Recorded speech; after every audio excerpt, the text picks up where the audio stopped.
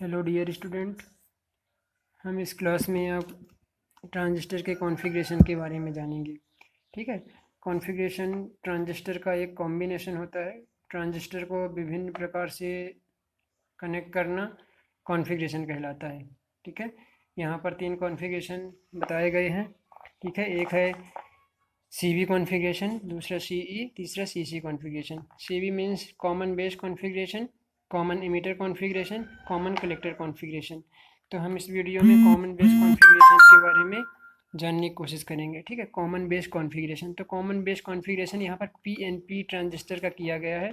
ये ट्रांजिस्टर का layer diagram है। लेयर डायग्राम के माध्यम से हम इसका कॉमन बेस कॉन्फ़िगरेशन किए हैं। कॉमन बेस का मतलब है कि बेस को कॉमन की तरह इस्तेमाल करना। देखिए बेस है, ये कॉमन है, ये इधर भी टर्मिनल इससे जुड़ा हुआ है इनपुट साइड से भी, और ये जो बेस का टर्मिनल है ये आउटपुट साइड से भी जुड़ा है। तो जो हमारा बेस है वो कॉमन की तरह इस्तेमाल किया जा रहा है दोनों के लिए, मतलब इनपुट साइड के लिए भी इस्तेमाल किया जा रहा है, आउटपुट साइड के लिए इस्तेमाल किया जा रहा है।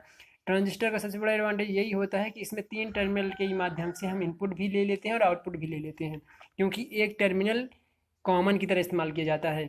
ठीक है। यहाँ पर हम इनपुट और यहाँ पर हम आउटपुट प्राप्त करते हैं। ठीक है। तो इसको आप लिखोगे, इसका कंस्ट्रक्शन एंड वर्किंग में लिखोगे कि हम ट्रांजिस्टर को 2 प्रकार की बाइसिंग प्रदान करते हैं, एक फॉरवर्ड बाइसिंग और एक रिवर्स बाइसिंग। हम ट्रांजिस्टर कॉमन बेस कॉन्फ़िगरेशन में एमीटर और बेस को हम फॉरवर्ड बायस प्रदान करते हैं, जबकि कलेक्टर और बेस को हम रिवर्स बायस प्रदान करते हैं। एमीटर और बेस को फॉरवर्ड बायस में प्रदान करने के लिए, PNP ट्रांजिस्टर में एमीटर और बेस को फॉरवर्ड बायस प्रदान करने के लिए हम एमीटर को पॉजिटिव टर्मिनल से और जो बेस होता है उसको हम बैटरी के नेगेटिव टर्मिनल से जोड़ते हैं। ठीक है।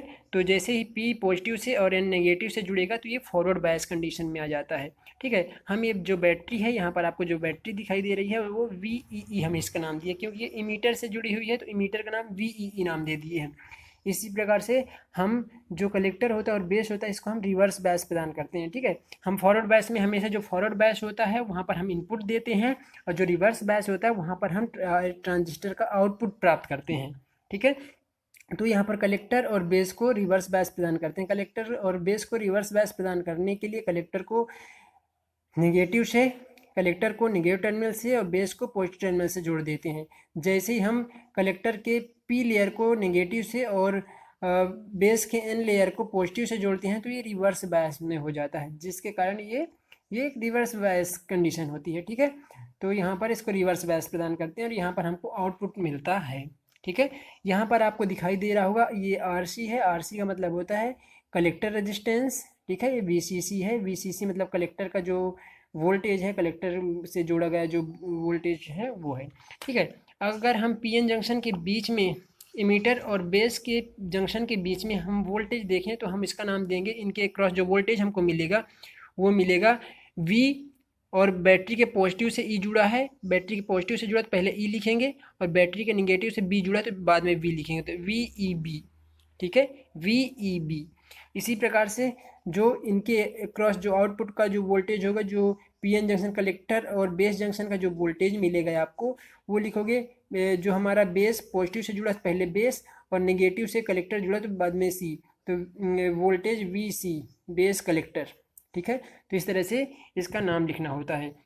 इसमें जो टोटल करंट होगी वो IE इक्वल्स टू हो जाएगी IC प्लस IB। जो टोटल करंट 100% करंट है वो 98% कलेक्टर के थ्रू बाहर निकलती है, जबकि 2% ही बेस में फ्लो होती है। ठीक है। तो इस तरह से इसका आप इसमें सारी चीज़ें आप लिख सकते हैं। ठीक है। यहाँ पर जो IE है एमीटर करंट है, IB बेस करंट है, IC कलेक्टर करंट है। ये जो लेयर डायग्राम है उसी में हम सिंबल का इस्तेमाल करके उसी डायग्राम को सेम हमने बना दिया, इसमें कोई अलग नहीं है, ये सेम कनेक्शन है। ठीक है। यहाँ पर हम इनपुट सिग्नल दे रहे हैं और यहाँ पर हम इसका आउटपुट सिग्नल प्राप्त कर रहे हैं। ठीक है। फिर इसके बाद में हम इसकी कैरेक्टरिस्टिक्स भी इसका हम NPN का भी देखेंगे। देखिए NPN है, NPN के एमीटर और बेस को फॉरवर्ड बायस प्रदान करते हैं, जबकि कलेक्टर और बेस को रिवर्स बायस प्रदान करते हैं।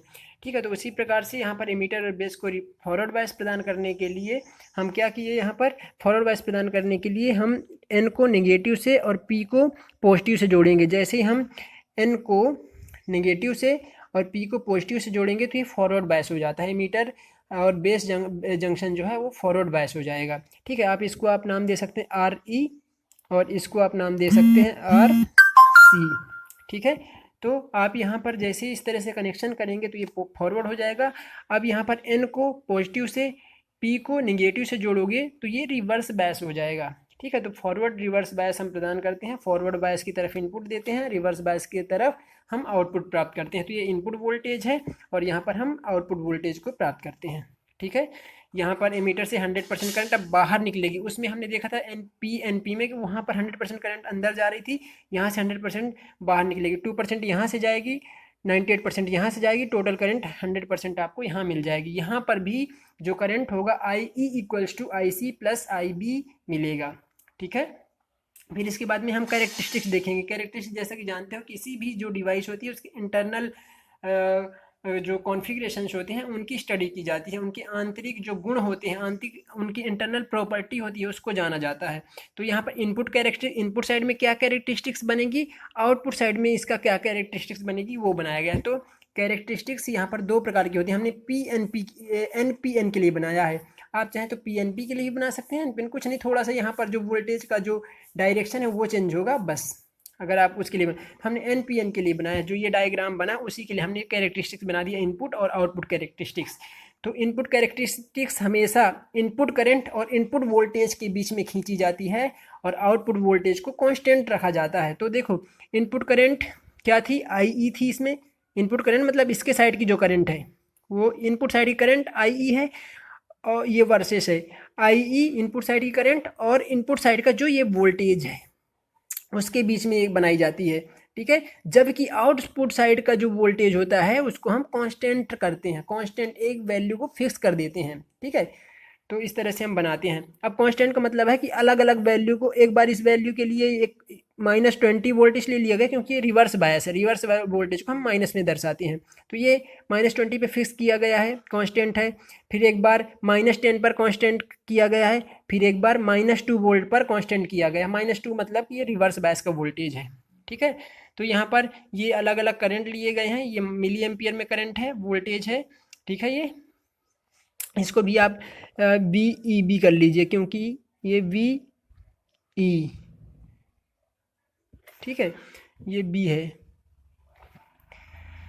तो इस तरह से यहाँ पर इन दोनों के बीच में एक खींचा जाता है।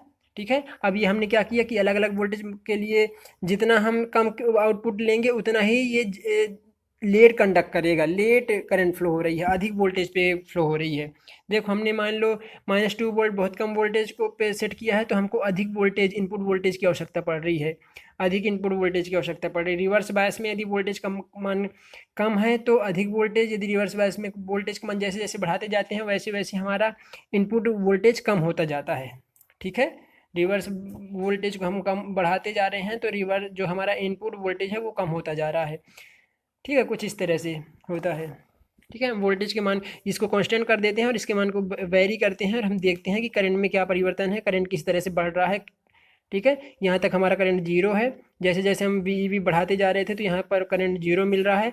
फिर जैसे ही -20 वोल्ट आउटपुट के लिए हमने जितना वोल्ट 0.1 वोल्ट जैसे अप्लाई किया तो ये करंट अचानक बढ़ने लगा। फिर -10 वोल्ट आउटपुट के लिए इतने पे वोल्टेज बढ़ने लगा। तो इस तरह से अलग अलग वैल्यू पे बढ़ने लगता है।